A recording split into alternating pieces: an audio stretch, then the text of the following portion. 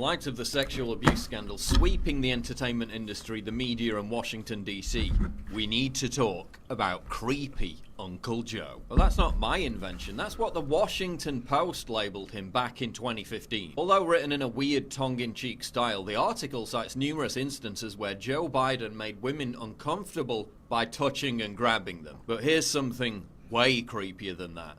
The way Uncle Joe behaves around children. Now let's be clear, Joe Biden has admitted no wrongdoing. No accusations of sexual harassment have been leveled against him, at least publicly. Everyone is innocent until proven guilty. But we need to talk about this because one Twitter thread alone, posted by activist and commentator Richard Mills, highlighting the subject, has been retweeted nearly 20,000 times.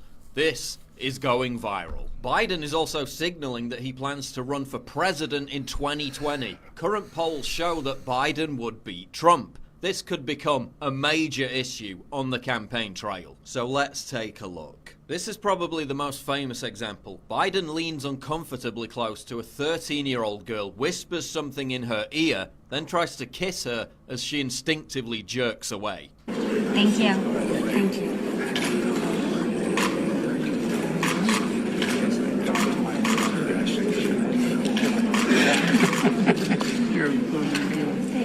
All right, well, nice to see you guys.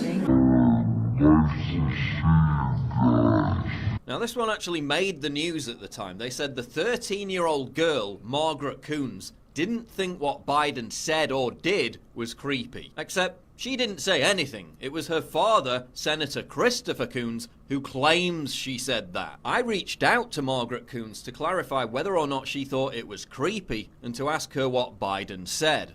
I received no response. The official story is that Biden was reassuring the girl that his own daughter was 13 when he was sworn in and not to be nervous about being in front of cameras. Except that in all the years Biden was sworn in as senator, his daughter was never at the age of 13. But I'm sure that that's all completely normal. In this clip, Biden appears to grope the chest area of a little girl. The close-up shows her visibly pull away right as it happens.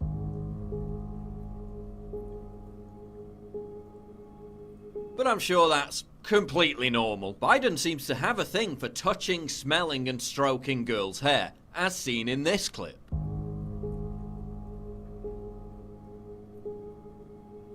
But I'm sure that's completely normal. In this clip, Biden strokes the girl's hair before whispering something in her ear.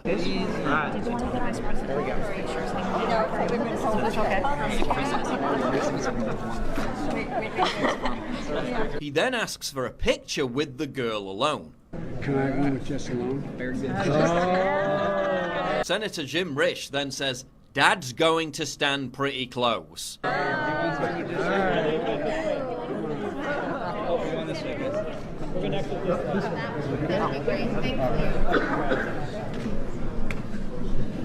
gonna stand pretty close. Biden appears to tell the girl, quote, "If I was young." By the way, if I were young and I had choose partners. But I'm sure that's all completely normal. In this clip, Biden kisses a young girl 3 times as she squirms uncomfortably, while he says, "Don't tell anybody." Title. This is the title. This is a long day. A lot of walking. That's right, everybody. Don't tell me what you have to. But I'm sure that's completely normal. In this clip, Biden tells a girl, quote, "No serious guys until you're 31. Which is one of his favorite things to say to children. Lucky man. Lucky man. He's having fun. Thank you, sir. No serious guys here, 30 He then poses with the girl for a photo while putting his hand around her midriff.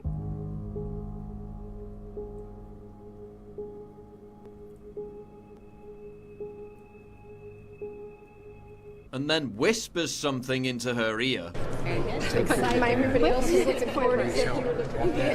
But I'm sure that's completely normal. In this clip, Biden asks another of his favorite questions, how old the child is.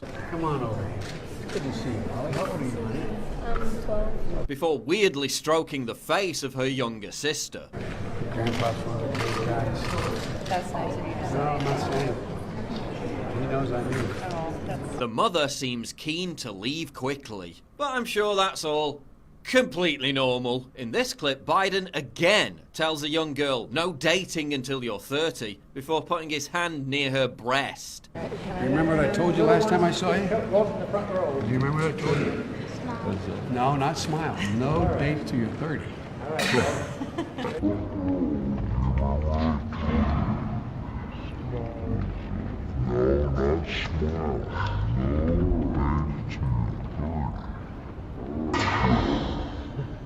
But I'm sure that's completely normal. Here's an entire montage of Biden telling girls, quote, no dates until you're 30. Mr. How Vice old are you? President, my sister Just Fran. remember, no dates till you're 30. You're turning 11. You're beautiful. Just remember, no dates till you're 30. Just remember, 30 years old. No dates till 30. Hey, Mia, how old are you? Just remember, no dates till you're 30 years old. What's this child's name? This is my goddaughter. Just remember, no dates till you're 30. So you gotta remember. How old are you? Just remember, no dates till you're 30. Get over here by me, okay? Oh, you girls are beautiful. How old are you? Just remember, no guys till you're 30. Come on, you get over here. Both of you. Slide it. And girls, remember, no dates till you're 30 years old. But again, I'm sure that's completely normal. In this clip, a young girl catches Biden's attention. He then asks the 6-year-old girl if she's 17. Beautiful child, how old are you, 17? Oh, 6. He then begins stroking the girl's face before her mother draws attention to the cameras. Do you have any What other do you think family? about all those cameras? Biden then strokes the girl's hair again and tells her, you guessed it. No dates or boys till you're 30 years old. He then strokes her hair and kisses her again. He then grabs on her face and hair again. But I'm sure that's completely normal. In this clip where Biden is meeting 3 teenage girls, he trots out his favorite line. 3 teenagers. I want to know, do you have a big family? Oh, I got concertina wire. All right, good. You need it. Just remember, no serious guys in the 30s. That's right. That's all you got to remember. Good advice. One girl then calls out for her dad. Okay. Here we go. Well, let's get the senator in here. And appears in a rush to leave the room. But I'm sure that was completely normal. This clip, Biden again asks a girl aged around 8 if she's 15. How old are you, 15?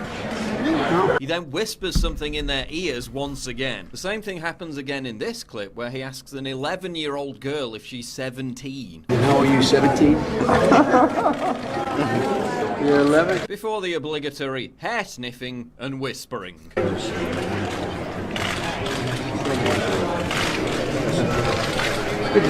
But I'm sure that's completely normal. The former vice president's behaviour appears to extend to females of all ages. Here's Uncle Joe grabbing Ashton Carter's wife, Stephanie, before smelling her hair. She's obviously uncomfortable. But I'm sure that's completely normal. He was even caught on camera giving a weird, endless hug to Hillary Clinton. But seriously, imagine how the left would react if it was President Trump behaving like Joe Biden did. They'd be up in arms. They'd be calling for an investigation. Remember, they freaked out when Trump said he'd date his own daughter, which admittedly was a bit odd.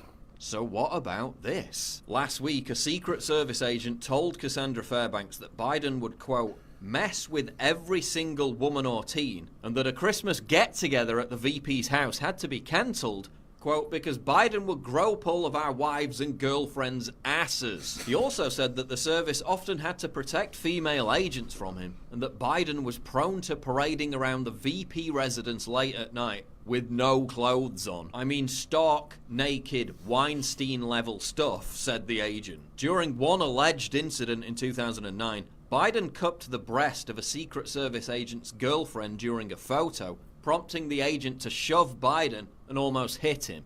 The agent was subsequently suspended for a week, according to the source. Men would often stand in front of female agents and Navy women or create false pretenses to have them leave the room just to get them away from Biden, according to the agent. Best-selling author Ronald Kessler previously claimed in his book that Biden was fond of swimming naked and that female Secret Service agents found that offensive. Congress has paid out $17 million in secret settlements to victims of sexual harassment. Now again, this is just an accusation, but former Trump campaign official James Brower claims that Joe Biden is one of the individuals named in these sealed settlement deals. It would be incredibly naive to think that this isn't going to come up if Biden runs for president in 2020. Indeed, many on the left are terrified that it could sink Biden's campaign and hand Trump a second term. The Huffington Post, Salon.com and the Daily Beast have all published articles recently begging Biden not to run for office. And again, no evidence of actual wrongdoing has been brought forward.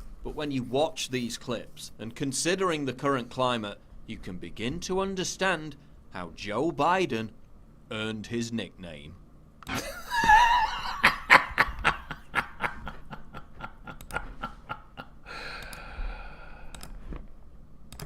Salut la gang de J'en ai marre et bienvenue au J'en ai marre show du 30 avril 2019.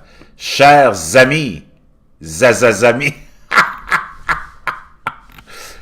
Merci d'être là, de plus en plus fidèles et nombreux. C'est avec plaisir que je vous retrouve, chers amis. Incroyable.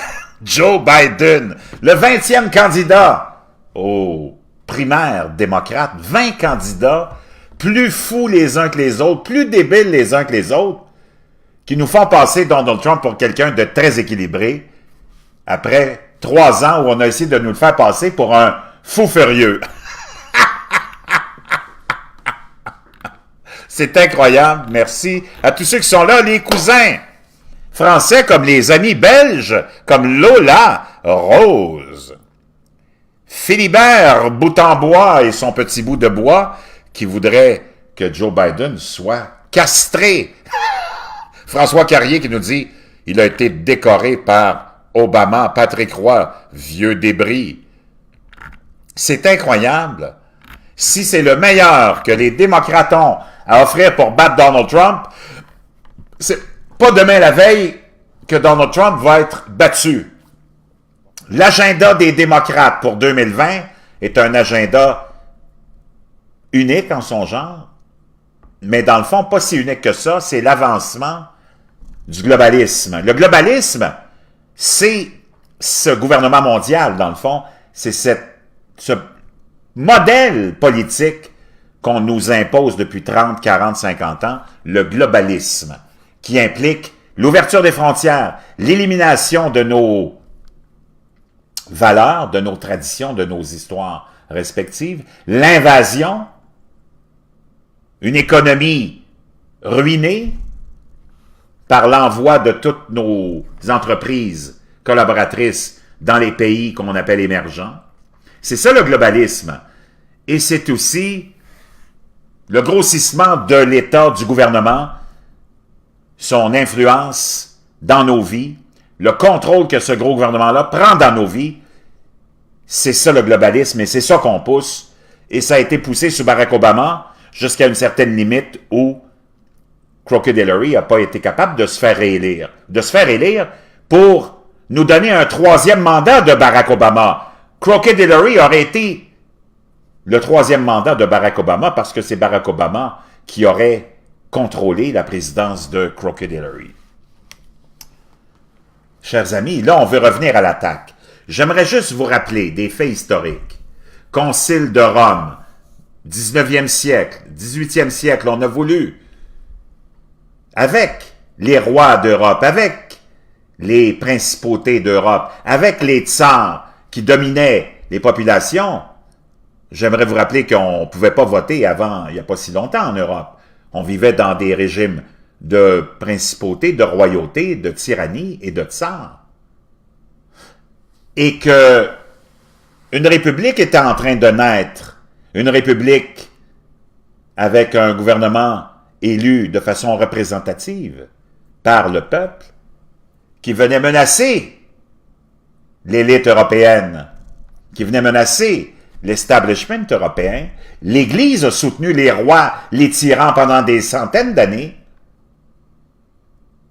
Et quand elle a vu cette naissance de ce pays-là, l'Église et l'élite européenne, les rois, les tsars se sont mis d'accord au Concile de Rome, entre autres, et à Vérone, pour stopper cette république, cette menace à leur pouvoir ultime. Cette menace, c'était les États-Unis d'Amérique, avec sa constitution unique qui mettait un stop et des limites à l'invasion du gouvernement dans vos vies et qui mettait le citoyen roi et maître de sa vie en exposant dans la Constitution le gouvernement comme étant un intrus et qu'il fallait le limiter. Naturellement, depuis ce temps-là, les élites d'Europe se sont affairées et essayé de détruire cet empire de liberté, les États-Unis, par toutes sortes de moyens. Et un de ces moyens-là, ça a été le socialisme, le communisme du 19e et du 20e siècle, les tyrans que la gauche a supportés comme Adolf Hitler, Mussolini, Franco, pour créer une hégémonie et ramener le contrôle total dans la tyrannie sur la population européenne. Et la gauche et les socialistes ont supporté ces tyrans-là, ont supporté Adolf Hitler. Si ce n'avait été des vrais républicains, des vrais patriotes français, qu'on appelle les résistants, les collaborateurs du gouvernement de Vichy étant les socialistes et les gauchistes, si ce n'avait été des vrais républicains, des vrais patriotes et des Américains, on serait sous la gouverne mondiale du Troisième Reich, encore aujourd'hui. J'aimerais que vous réalisiez ça. C'est important ce que je vous dis. Donc, l'élite européenne qui a donné une pseudo-révolution qui nous a amenés à la 5e République est en fait un écran de fumée et de l'illusion. Le socialisme, on l'a répandu partout en Europe. On a ces gouvernements gauchistes qui ont tous été collaborateurs avec Adolf Hitler pour dominer le monde et les populations dans un régime tyrannique.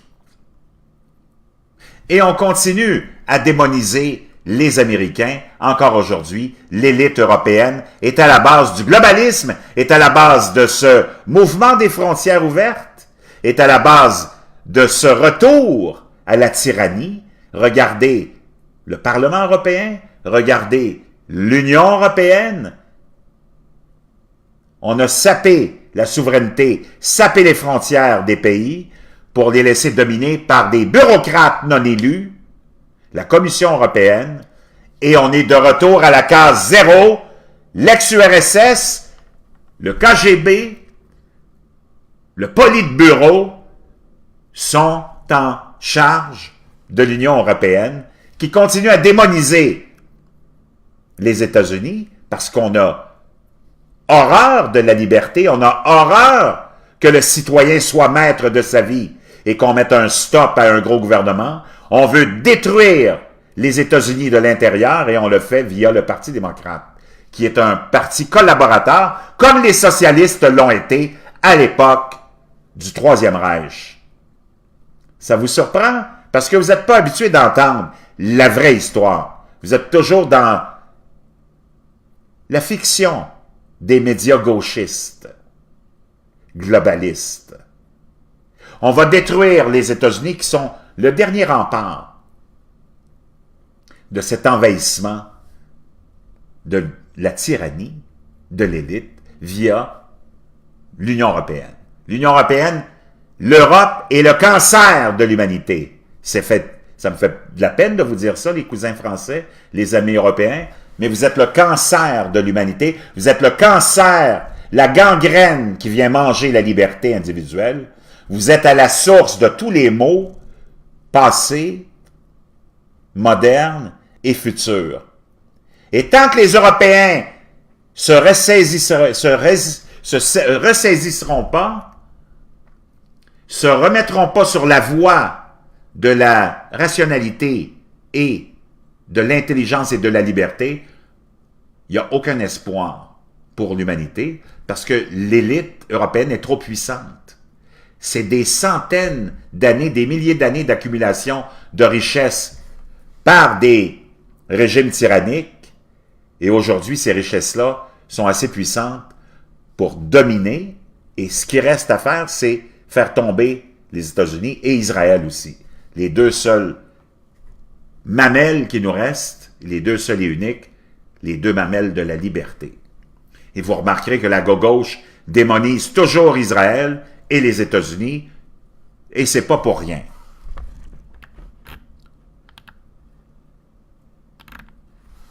Ceci étant dit, les démocrates, avec ces 20 candidats complètement tarés, mais contrôlés par la gauche européenne, vont faire tomber les États-Unis si ils se font élire en 2020. Mais de toute façon, ça va être un combat qui va être beaucoup plus long parce que si on réussit à les stopper en 2020, la roue va continuer à avancer et à grossir, et la puissance et l'intensité qu'on va y mettre va continuer à exister. Et c'est une menace constante. La menace de l'Europe, la menace du globalisme, la menace de l'élite européenne n'est pas prête de mourir. Ils sont accoquinés avec les plus mauvais garnements de la Terre, les Chinois, les Russes, les Iraniens. Et on les voit agir au Venezuela, qui en ce moment est en vraiment une journée exceptionnelle où on essaye d'intensifier le mouvement de liberté pour se débarrasser d'un tyran, Nicolás Maduro, qui en 2017 a fermé le Parlement pour ouvrir son Parlement et lors de sa réélection avait empêché tout opposant réel de se présenter aux élections. Son élection est illégitime. Sous 20 années de gouvernance de Chavez, on a réussi à ruiner le pays, à installer un système corrompu, une tyrannie incroyable, une dictature incroyable. Moi, j'ai des amis vénézuéliens. Faut que tu parles à du vrai monde. Faut que tu arrêtes d'écouter les médias stupides et les plateformes idiotes. Toutes pro-communistes, pro-socialistes et anti-américaines pour savoir vraiment ce qui se passe. Nicolás Maduro, c'est pas le sauveur des Vénézuéliens, c'est pas le sauveur de la planète, c'est pas le sauveur et le protecteur de la liberté. Les mollahs d'Iran sont pas les protecteurs de la liberté non plus. Quand tu fais vivre ton peuple dans la tyrannie, tu leur imposes des modes vestimentaires, des modes de vie via la charia, je pense que c'est pas du monde que tu vas avoir de ton côté. Les Russes de Vladimir Poutine, qui a été un agent du KGB, qui a torturé et tué des centaines et des milliers d'opposants durant sa carrière de 40 ans au KGB, c'est pas un sauveur de la planète, c'est pas un protecteur des libertés non plus, bande d'imbéciles. Yasser Arafat n'était pas un défenseur de la liberté non plus, bande de caves. Muammar Kadhafi non plus, Saddam Hussein non plus. Et Xi Jinping de la Chine non plus. Moi, je me demande qu'est-ce qui vous a piqué. Quelle mouche vous a piqué, bande d'insignifiants que vous êtes. À toujours vous laisser hypnotiser par des tyrans, des tueurs, des maniaques. Toujours être du côté des mauvais garçons, des bad guys.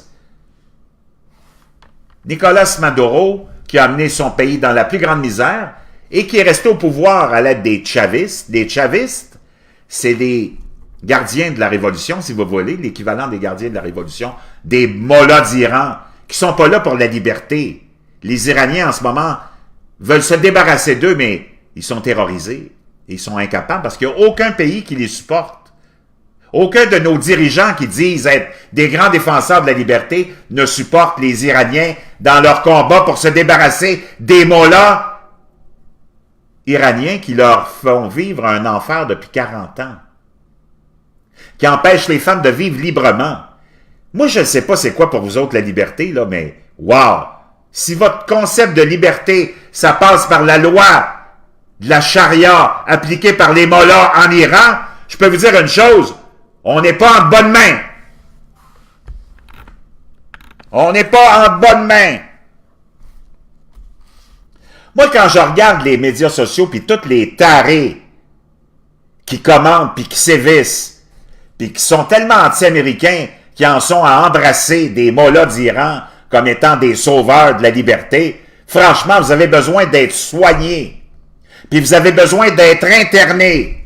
Si vous pensez que Nicolas Maduros est là pour sauvegarder la liberté individuelle de s'épanouir des Vénézuéliens, moi je sais pas dans quelle planète vous êtes, mais elle est loin du système solaire. Ça c'est sûr. Quand ton seul et unique moyen de rester au pouvoir, c'est d'avoir des chavistes armés jusqu'aux dents qui vont terroriser les populations qui ont perdu en moyenne 20 à 30 livres depuis les 2 dernières années parce qu'elles n'ont rien à manger, sont obligées de se doucher dans les eaux publiques, dans les parcs publics, de se nourrir dans les poubelles. Franchement, moi je sais pas c'est quoi le concept de liberté que vous avez, mais il correspond pas au mien. Il correspond pas au mien. Franchement, pathétique. Moi, je vous demande juste de vous retrouver une graine d'intelligence, une graine de rationalité. Si tu penses que les mollahs d'Iran sont plus utiles pour défendre la liberté individuelle que les États-Unis et Israël, tu as besoin de te faire soigner, mon chum. On en est rendu là. C'est fini les gants blancs. Tu es un malade mental. Puis tu as besoin de te faire soigner. Si tu penses que Vladimir Poutine, c'est le défenseur de la protection de la liberté et des droits individuels, tu as besoin de te faire greffer un cerveau, mon chum. Tu as besoin de te faire greffer un cerveau. Si tu penses que le Hamas est là pour libérer les Palestiniens qui n'existent pas, sur une terre qui leur aura jamais appartenu, dans un Coran qui parle jamais de Jérusalem, tu as besoin de te faire soigner, mon chum. Si tu penses que le Hamas est là pour aider les Palestiniens, tu es vraiment un ignorant, puis le champion des ignorants.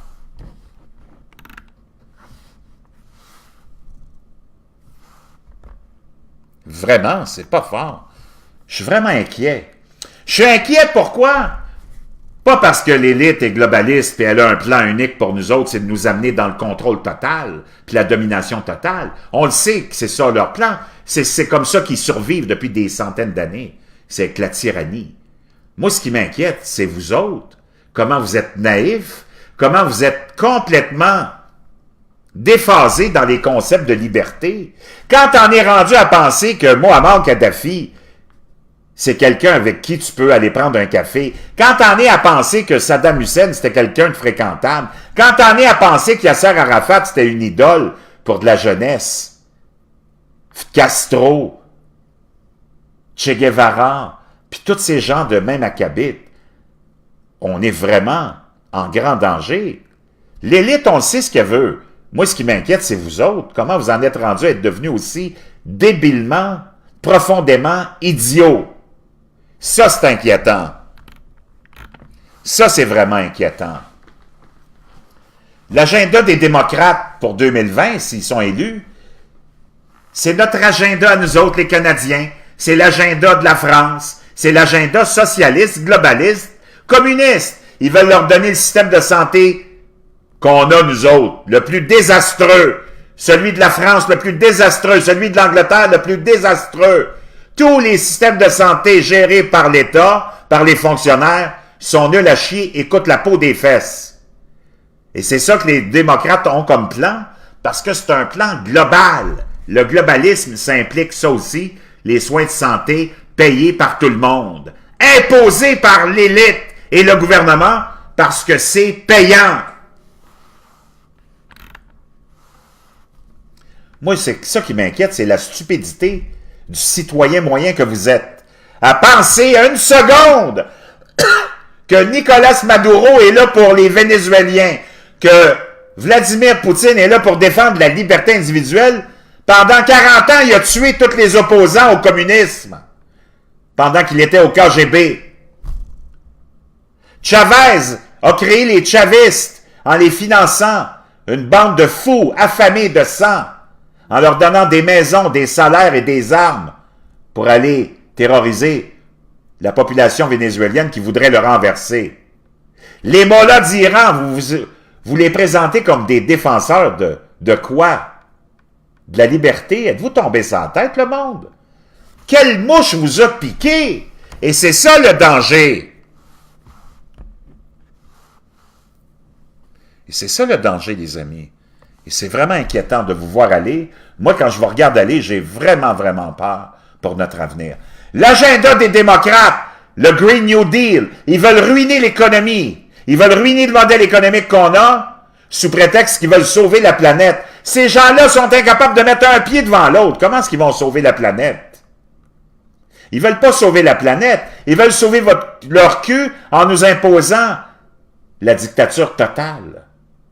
En ruinant nos économies, nos épargnes, nos salaires, en les saisissant totalement. Ils veulent nationaliser toute l'économie, éliminer toute forme d'énergie fossile, éliminer le transport aérien, ferroviaire, le transport tout court. Ils veulent nous ramener à la bicyclette. C'est complètement illogique. C'est complètement fou. Le but, c'est de détruire les États-Unis pour faire avancer finalement et finaliser cette globalisation qui nous vient de l'Europe, la globalisation origine d'Europe. Toute cette idée des changements climatiques puis de toutes ces folies-là, ça origine d'Europe. Toutes les philosophies les plus stupides originent d'Europe. Tous les tyrans les plus fous originent d'Europe. L'Europe, c'est peut-être le continent qui devrait disparaître avant même le Moyen-Orient. Je vais vous surprendre, là, mais l'Europe, c'est le cancer qui gangrène l'humanité et la liberté. Les Européens sont des êtres infiniment stupides, gna-gna, cabochons. Les populations européennes se font avoir depuis 50 ans par des présidents bidons, par des politiques atroces qui les amènent au suicide collectif, et ils sont là à se promener dans les rues pour sauver la planète. Les enfants manquent l'école pour aller manifester pour sauver la planète. C'est pas la planète qui a besoin d'être sauvée, c'est nous autres qui avons besoin d'être sauvés, des Européens, des imbéciles de votre genre, qui se font attraper dans toutes les fumisteries des politiciens corrompus européens. C'est ça les vraies affaires. Avoir démonisé les États-Unis, c'est l'Europe qu'il faut démoniser. C'est l'Europe qui n'a pas voulu de la liberté. C'est l'Europe qui veut vivre sous Adolf Hitler et le Troisième Reich. C'est les socialistes, c'est les gauchistes qui veulent un gros État. C'est eux qui veulent vous ruiner. C'est eux qui font l'apologie de tous les tyrans du monde. C'est eux qui démonisent Israël. C'est eux qui sont derrière le Hamas, qui veut appliquer la loi de la charia et détruire Israël. C'est eux qui sont derrière les mollahs d'Iran. L'Europe, c'est vraiment la gangrène. C'est eux qui sont derrière la Chine. C'est eux qui supportent tous les tyrans du monde. L'Europe, vous avez un examen de conscience à faire. Énorme. Énorme. Patrick Roy qui nous dit « Les USA sont la dernière ligne de front avant le gouvernement mondial. » Une chance qu'on l'a, puis une chance que la population est armée. T'as bien raison, mon chum. Et c'est quoi un des buts des démocrates en 2020? Tous les candidats veulent le système de santé des Canadiens est gratuit, payé par le payeur de taxes. Tous les candidats démocrates, Patrick Roy, ont l'agenda de désarmer les Américains en 2020. C'est Eric Swalwell, le candidat démocrate, qui l'a illustré et qui a dit, sans gêne, lui, hein, ce que tout le monde pense tout bas chez les démocrates, lui, il l'a dit tout haut. Tous ceux qui vont pas nous remettre leurs armes seront emprisonnés. On veut faire tomber les États-Unis. On veut faire tomber les États-Unis. Qui est le grand danger? Qui est la grande menace? L'Europe. L'Union européenne, les pays européens et les populations européennes qui se font berner et duper par tous les fumistes qu'on leur vend à la télé avec des pseudo-intellectuels, des pseudo-philosophes. L'Europe le centre de la gangrène humaine, le déchet de la planète, le continent européen et ses citoyens. C'est ça la vérité. L'Europe a supporté les plus grands tyrans. L'Europe est toujours derrière les mauvais garçons, les bad guys. Les dirigeants européens sont les plus grands supporters des plus grands tyrans.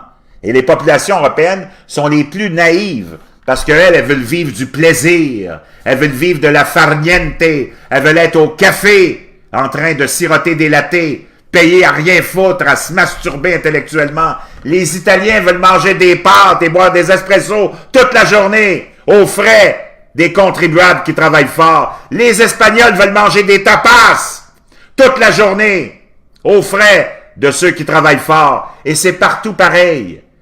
Le citoyen européen est une loque humaine.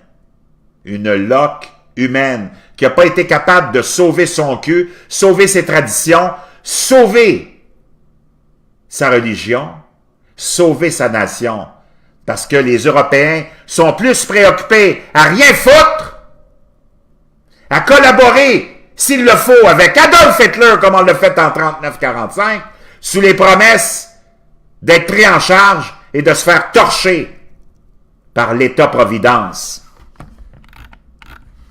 Ça fait mal d'entendre ça. Vous n'êtes pas habitués d'entendre ça. Parce que ça fait des années que vos élites démonisent les États-Unis. Ben voyons, êtes-vous tombés sur la tête? On démonise ceux qui défendent la liberté. Puis les Européens et les dirigeants européens louangent les pourfendeurs de la liberté, les tyrans et les maniaques. Franchement, moi j'en reviens pas. Moi j'en reviens pas comment la population mondiale est profondément insignifiante et débilement, profondément ignorante.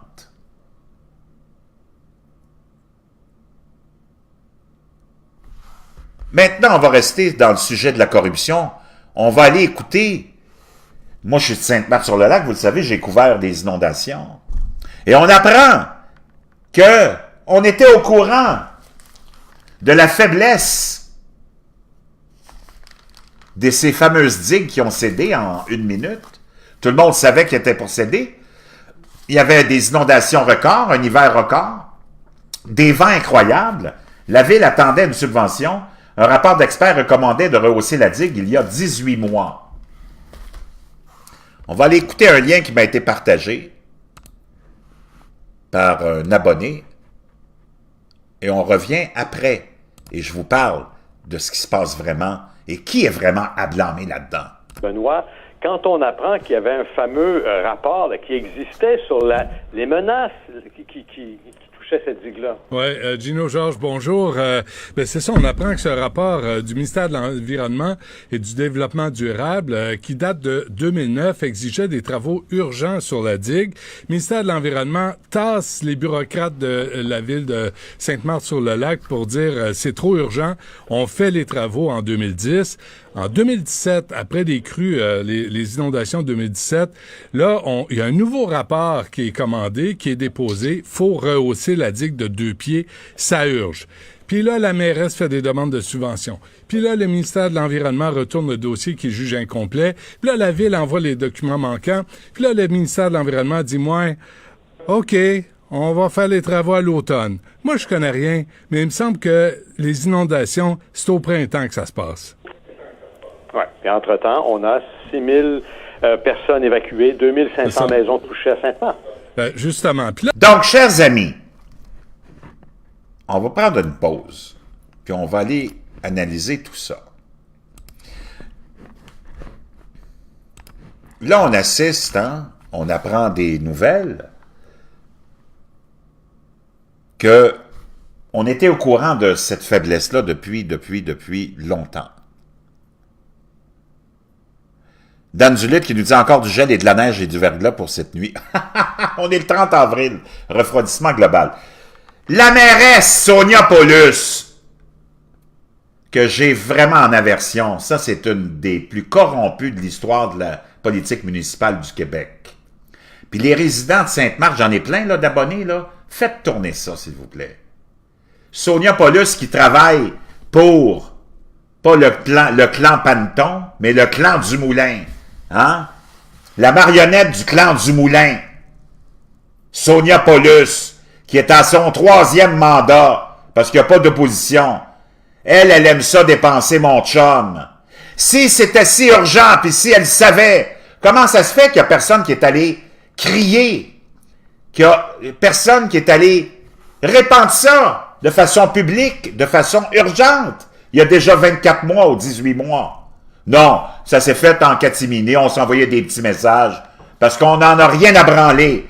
L'administration de Sonia Paulus, au lieu de s'être occupée de la digue elle-même, puis de l'avoir financée, hein, pour protéger ses citoyens, parce que l'administration d'une ville, c'est de s'occuper de ses affaires, c'est-à-dire ramasser les poubelles, ramasser la neige, puis s'occuper de la sécurité de sa population, ben elle était plus préoccupée à faire avancer l'agenda du clan du Moulin, avec toutes sortes de constructions, de permis de ceci, puis d'exemption de cela. Hein?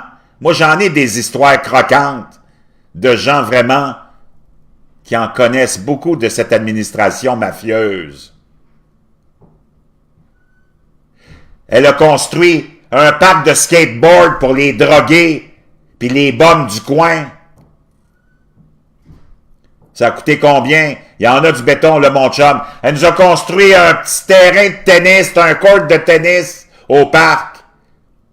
Ça aurait pas pu être cet argent-là pris et utilisé pour solidifier cette digue qu'on savait faible. Non, elle était plus préoccupée à dépenser notre argent pour favoriser ses amis qui attendaient des contrats en ligne. Faisait la file. Si c'était si important que ça, puis on le savait, la priorité d'une ville, c'est pas de donner des contrats à ses amis pour construire un parc de drogués, un parc de bombes, un parc de skateboard, un court de tennis. Quand tu as des gens qui se fendent le cul pour investir leur propre argent pour construire des courts de tennis. Elle nous a construit un petit module d'entraînement physique dans le parc qui a dû coûter un autre bon demi à 1 million de dollars. Il y a des gens qui investissent dans des gyms pour faire travailler du monde, pour qu'on puisse aller s'entraîner chez eux. C'est pas le rôle de la ville de nous construire une espèce de module d'entraînement au parc. Si on veut s'entraîner, on ira s'inscrire dans un gym pour encourager des hommes d'affaires. La mairesse qui a construit une bibliothèque, puis un centre culturel tout nouveau pour une population de 20 000 habitants, ça a dû coûter des millions de dollars. Pendant ce temps-là, elle savait. Elle savait. Elle avait tous les rapports que la digue était faible, puis qu'il y a des inondations majeures qui s'en venaient parce qu'on est dans un refroidissement global. Au lieu de construire une bibliothèque que personne visite, puis un centre communautaire qu'on avait, puis qui était bien correct, comment ça se fait qu'elle n'a pas sécurisé la digue? Lâchez les fonctionnaires, lâchez les... Non, moi j'en reviens toujours à l'élu, surtout municipal, dont le rôle, c'est pas de dépenser notre argent pour construire des infrastructures puis enrichir des amis. Le rôle, c'est de ramasser les poubelles, nettoyer les rues, puis s'assurer de la sécurité des citoyens. Puis là, on s'en va dans toutes sortes d'analyses, hein, de pseudo-spécialistes qui veulent mettre leur nez partout pour essayer de protéger l'administration puis les élus. C'est leur responsabilité. Si c'était si grave, puis elle savait, puis l'argent venait pas, pourquoi est-ce qu'elle n'était pas sur tous les réseaux de télé pour crier sa rage? Non, elle était plus préoccupée à dépenser notre argent dans toutes sortes d'infrastructures qui sont pas de la responsabilité d'une ville. Les politiciens sont des dépensiers, sont des fumistes, des vendeurs de charme et de rêves que nous autres, on paye après la réalisation de leurs rêves pour aider leurs amis à s'enrichir.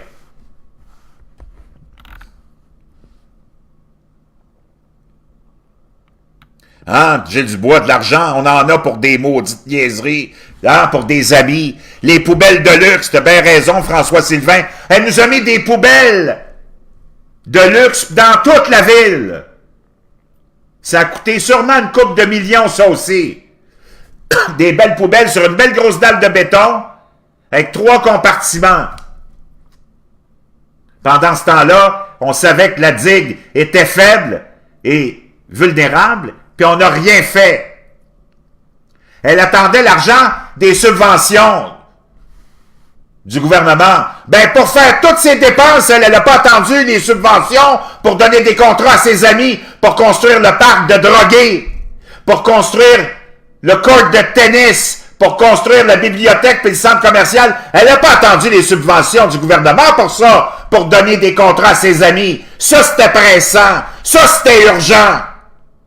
Mais le pauvre monde qui vont perdre leur chemise à cause de la négligence criminelle de Sonia Paulus et de son administration qui attendait les subventions pour construire toutes tes petites extravagances pour donner des contrats à tes amis. T'as pas attendu, hein?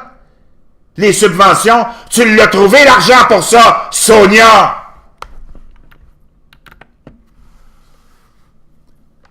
Maudit que vous êtes naïfs, maudit que j'en ai plein le cul des Québécois, puis de la population mondiale qui se fait toujours enculer parce qu'elle est tellement stupide. Tout est là devant vos yeux.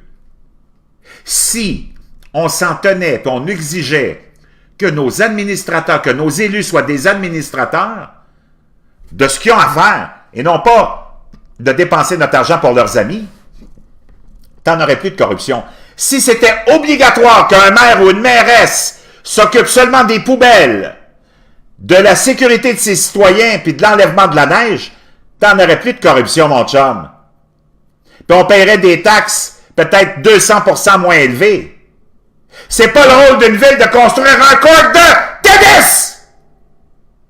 C'est pas le rôle d'une ville de construire un parc de drogués! C'est pas le rôle d'une ville de construire un module d'entraînement.